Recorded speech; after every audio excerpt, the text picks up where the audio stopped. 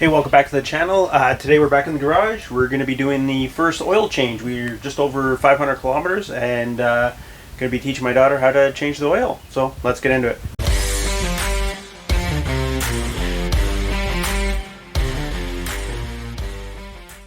So first thing we're going to do is just start it up, let the bike warm up just to get the oil nice and warm. It will flow out a little bit better.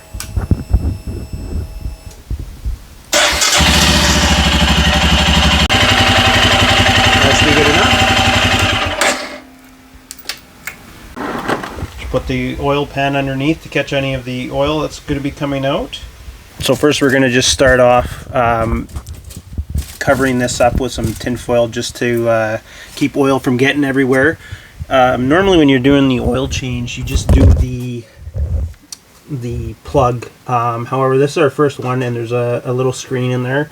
And I figured it's probably a good time to actually just clean it out, just because any, debris, metal shavings from the break-in period, we might as well get those out now. So it is an 8mm on each one of these bolts to pull it out and get the little screen out. You could also just loosen that and drain it first before doing it, but we might as well do it both at the same time. So we're gonna loosen that off now.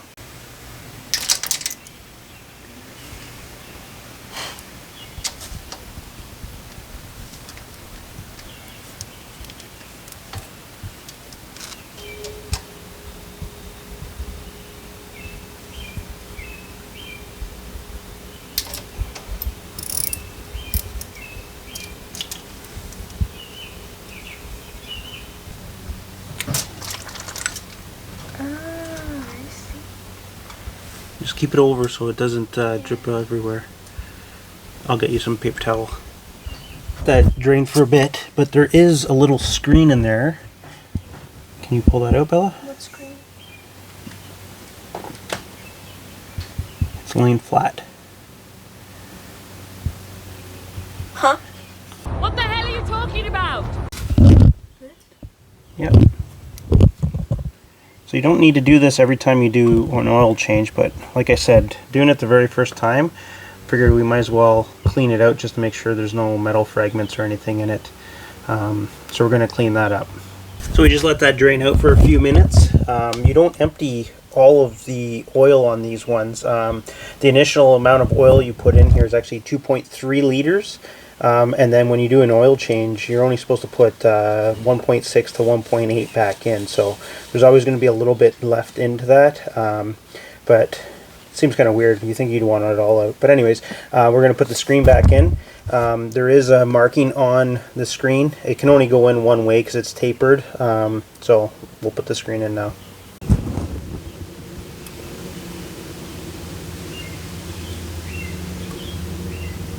Okay, now we're going to put the cover back on.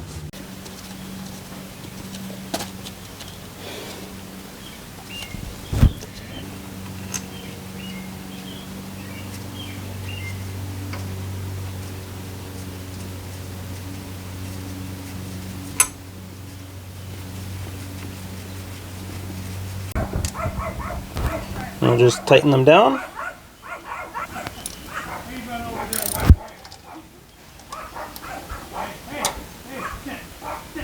You don't want to tighten them too much.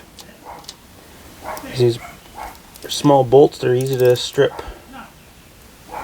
And I couldn't find a torque spec for them, so we're just going to try that and hopefully there's no leaks. Once you're done that, we go on the other side with the oil filter. Shouldn't be getting too much oil in here, but we'll do the tin foil again just to catch any remnants coming out. This side it's 8mm as well, and it's just the 3 bolts where the oil filter's in.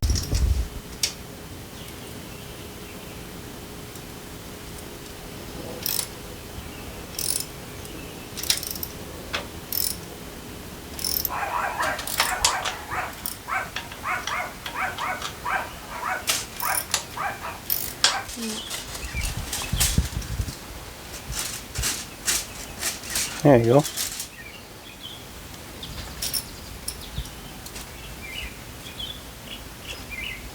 So on these the three bolts, the two top ones are shorter and the bottom one's longer, so you should be able to know which ones are which. And there's the oil filter, so we can just take the oil filter out.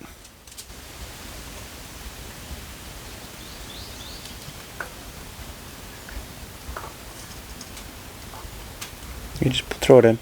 You just put it in there, yeah. Just wipe up any excess that's inside and that we've spilled everywhere, even though we took precautions. So the owner's manual actually recommends the 15W50, but I could only find the 20W50. We don't ride in cold weather, so 20W50 will be just fine. So yeah, pour a little in. That should be good. I'll put a little bit more maybe.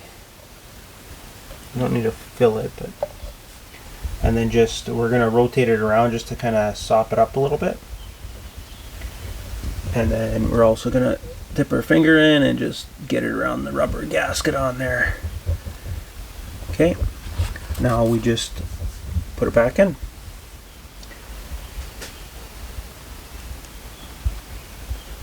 That should be good. Now we put a little of the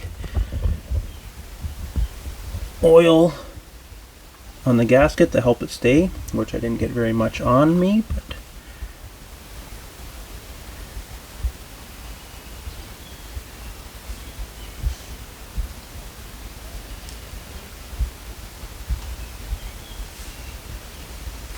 okay, we'll put the bottom one in first because it's the long one. Just make sure you line up the holes so you don't damage the gasket.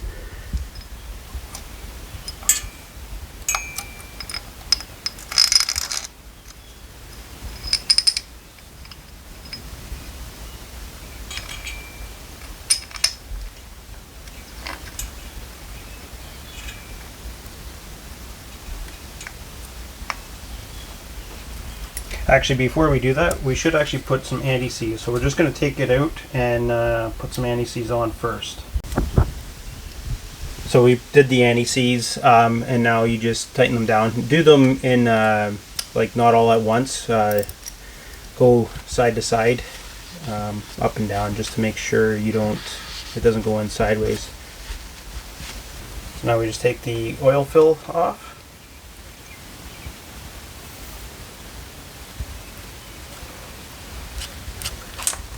And like I said earlier, it's 2.3 initial and 1.6 to 1.8 liters after you do an oil change. So we'll put 1.6 in, we'll start the bike up and check the level after that.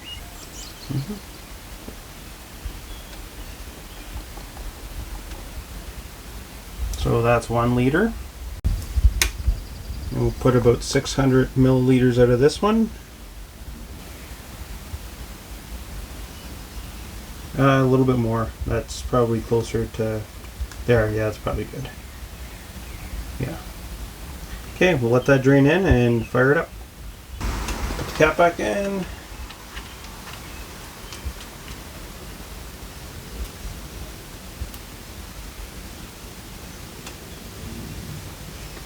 And we'll fire it up.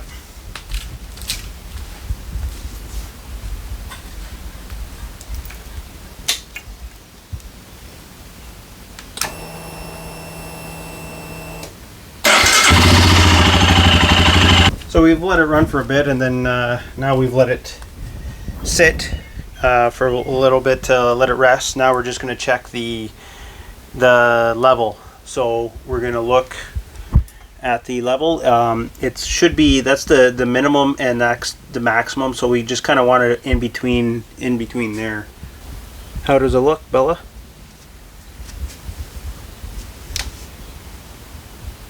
I don't know, I can't see that. Well, that's because there's no oil there.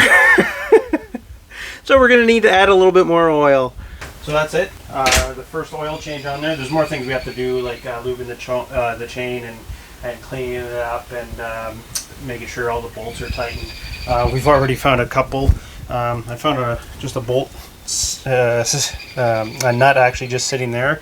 Have no idea where it came from, and we've actually lost one of these off of the heat shield, so it makes a horrible rattling noise. So we're just going to take the heat shield off for now until we can find a bolt that will fix in there or fit in there, until we figure out where this nut came off of. Like I said, it was just sitting in there when I came out today, so I have no idea where it came from. So hopefully we can find it, because I don't want something falling off as we're riding it. But anyways, oh, actually the last thing we have to do is reset on the Royal Enfield. It actually has a little maintenance wrench. So we need to reset that. That comes on like the 500, the 5,000, or the 10,000 after you reset it after the 500. So it's a little computer in there, and we need to reset that. So we'll do that now. So I've seen a few ways of doing this online. However, the mechanic at the Royal Enfield Toronto told me to do it this way. So basically what you do is you turn it on, wrench is flashing, and you want to use the info button on the Scram 411. It's up here, so it might be somewhere else on your Royal Enfield. What you want to do is you want to scroll through until you get to trip B. When you get to trip B, you turn it off, and now you're going to hold the info button for 10 seconds.